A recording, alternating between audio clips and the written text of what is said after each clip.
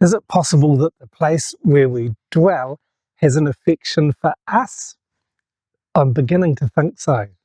We've been here for 8 years and absolutely love living here at our home in the north of Thailand. We call it Suansuk Homestay, and it's a place that I've chosen to live longer than any other place in my life. The house that I grew up in, I was there for 21 years, but most of that time I didn't have much of a choice. I had to live there, and it was a great upbringing. It was a wonderful location in Auckland in New Zealand. But ever since then, I've lived in places for pretty much 7 years or less. So this is the longest place that we've chosen to live. And it is such a contrast living here compared to the previous place that we lived. I'd lived in a townhouse in Chiang Mai for 7 years.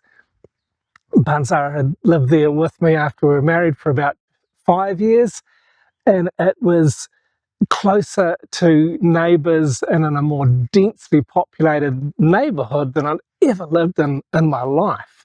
I had neighbours either side of me, in front and behind in this little townhouse, but there was still a sense of place, a sense of belonging there. But moving here, it's just changed so dramatically because we're out in the countryside. Our nearest neighbours are not near at all, and we just love being here in amongst the nature, and we feel more connected here than ever before. I don't think I've ever had an experience quite like this of living anywhere in my life, and I certainly feel more at home here than anywhere I have lived before or at any other time in my life. And certainly living in Northern Thailand, it's a wonderful environment to live in. It's a great place to live, a great place to retire.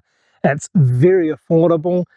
Another place that I lived in New Zealand for 7 years was the last place that I lived there, and we had a small house on a small section on a suburb at the outskirts of Auckland that was, tiny and shabby compared to what we've got here, and there it cost about the same. So living here is very affordable, as is a lot of other things, not just the accommodation, but the amenities and food and transport and so much else is a lot cheaper than living in Auckland or in a big city, probably anywhere in the world.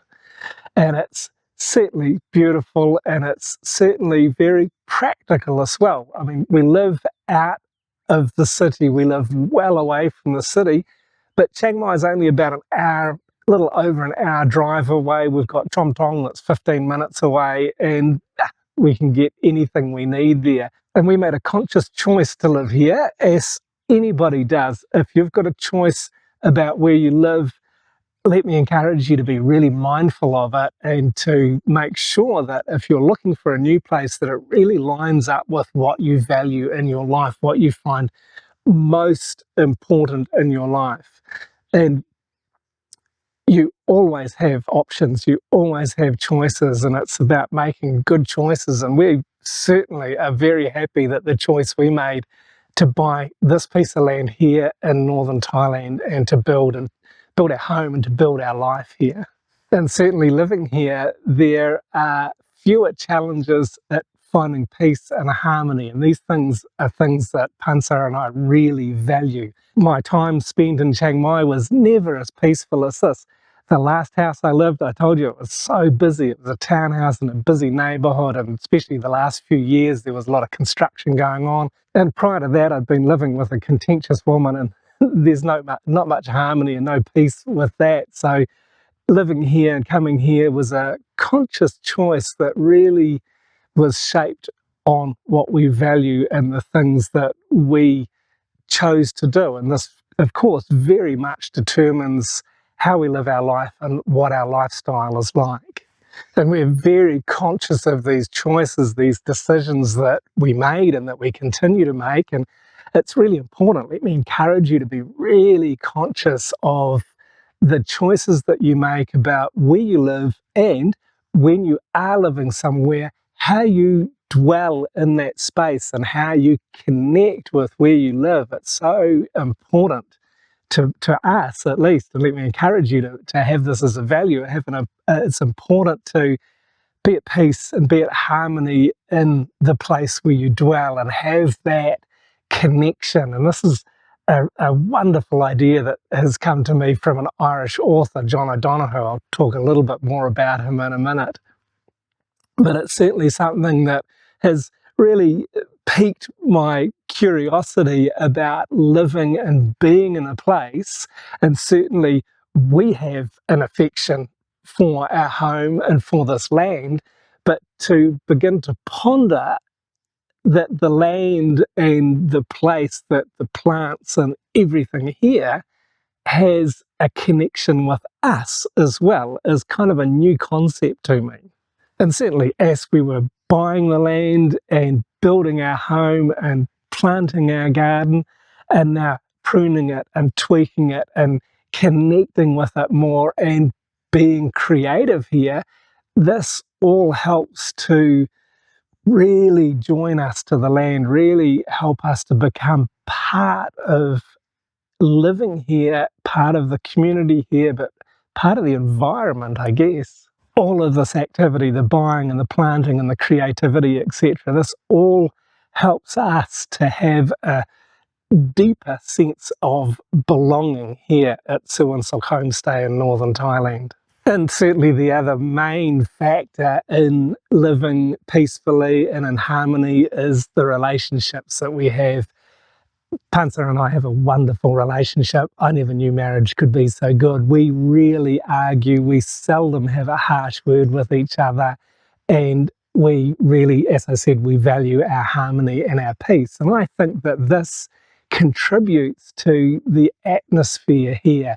So often we have guests arrive, and particularly after they've slept a night, they'll wake up in the morning and talk with us about how peaceful it is here. And I think this is not just the physical environment, but also the spiritual environment that we really consciously aim to create here as one of peace and harmony and serenity. And we value these things in each other, in our garden, in our home, in our neighbourhood, in our community. And these things are, things that we cherish.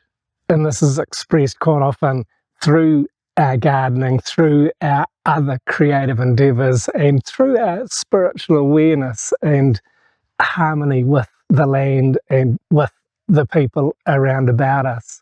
I'd just like to read a little bit from John O'Donoghue's book, Beauty.